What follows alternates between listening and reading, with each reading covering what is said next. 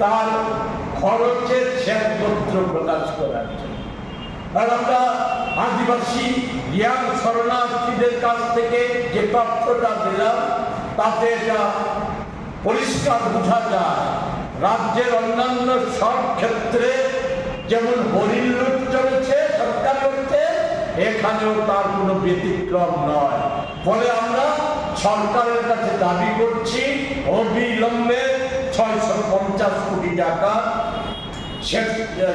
খরচের শ্বেতপত্র প্রকাশ করার জন্য। চুক্তির মেয়াদ যা হয়েছে আরো 2 বছর বাড়ানোর জন্য, যেহেতু তাদের চুক্তিতে যে বিষয়গুলি ছিল সেগুলি পূরণ করা হয়নি। সবচাইতে গুরুত্বপূর্ণ জমি, যার উপর পরিবারগুলি বেঁচে থাকা নির্ভর করে, সেই জমি তাদের সেই জমি দেওয়া হোক এবং এতে চাষযোগ্য করে স্বনির্ভর হতে সময় লাগবে, তার জন্য 2 বছর চুক্তির সীমা বাড়ানো হোক। যে সুযোগটা মাসে 5,000 টাকা, 4,000 নয় 5,000 টাকা করে প্রতিটা পরিবারে এটা তার নিশ্চয়তা দেওয়া হোক। পাশাপাশি এই সময়ে ফ্রি রেশন 2 বছরে আবার পুনরায় ফ্রি রেশন চালু করা হোক। এর মধ্যে একটা গুরুত্বপূর্ণ বিষয় হয়ে গেছে, এই চুক্তির সময় 400 পরিবারকে রিজেক্টেড করা হয়েছে। তারা ভারতীয় নাগরিক থাকা সত্ত্বেও তাদেরকে রিজেক্টেড করা হয়েছে। সম্পূর্ণ অনৈতিক, অমানবিক ভাবে তাদেরকে রিজেক্টেড করা হয়েছে। বিষয়টা খুব সংক্ষেপে যেটা কি কারণ দেখিয়েছে সরকার সেই সময় 77 সালে শরণার্থীদের যে তালিকা তৈরি হয়েছিল সেই তালিকায় ওই পরিবারগুলির নাম সেই তালিকা নেই।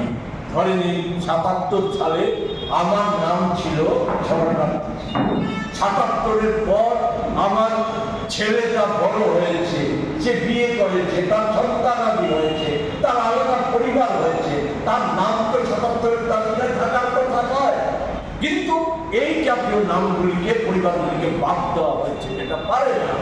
সেটা এই রিজেক্টেড পরিবারগুলিকেও পুনর্বাসনের তালিকায়, চুক্তির তালিকায় তাদেরকে যুক্ত করা হোক।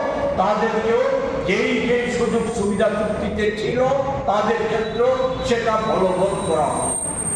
সাথে MNREGA, সেই MNREGA তাদেরকেও আমাদের রাজ্যে অন্যান্যদের নয়, তাদেরকেও MNREGA বছরে অন্তত কমপক্ষে 100 দিনের কাজ আর 400 টাকার মজুরি তার নিশ্চয়তা দেওয়া হোক। প্রতিটা শরণার্থী শিবিরের কাছাকাছি স্কুলে প্রয়োজনীয় শিক্ষক নিয়োগ, উন্নত শিক্ষার সুযোগ, প্রয়োজন অনুযায়ী নতুন স্কুল নির্মাণ, রাস্তাঘাট উন্নয়ন, যোগাযোগ ব্যবস্থার সম্প্রসারণ, পর্যাপ্ত বিদ্যুৎ আনয়ন, পানীয় জলের সুব্যবস্থা।